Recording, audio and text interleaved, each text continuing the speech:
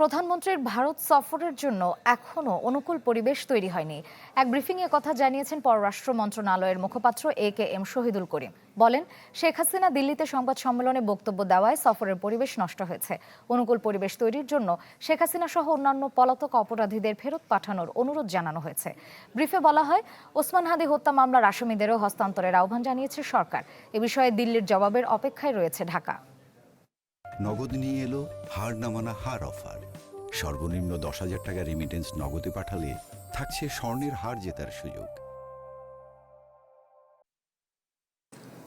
We are of the view that a propitious environment needs to be created for this visit.